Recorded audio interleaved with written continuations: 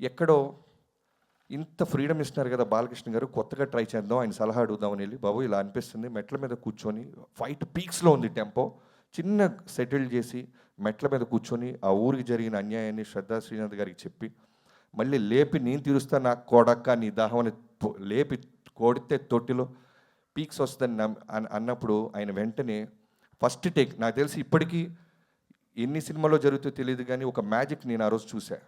400 మంది జైపూర్లో క్లాప్స్ కొడతానే ఉన్నారు బాబు మీకు.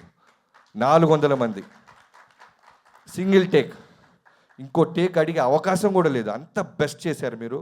చోక్ అవుతూ, గ్లిజరిన్ లేదు, కన్నీళ్ళు పెట్టుకుంటున్నారు, చేతులు వణుకుతూ ఉన్నాయి.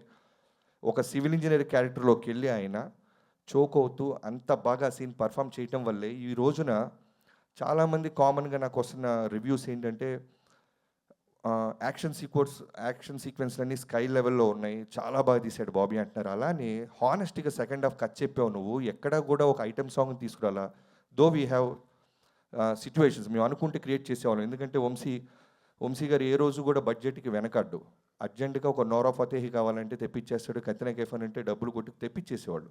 బట్ వద్దు, హానెస్ట్గా కథ చెప్దాం, ఒక సివిల్ ఇంజనీర్ కథ చెప్దాం, అమ్మాయిల మధ్య ఉమెన్ ఓరియంటెడ్ వాళ్ళకు కూడా స్పేస్ ఇద్దాం.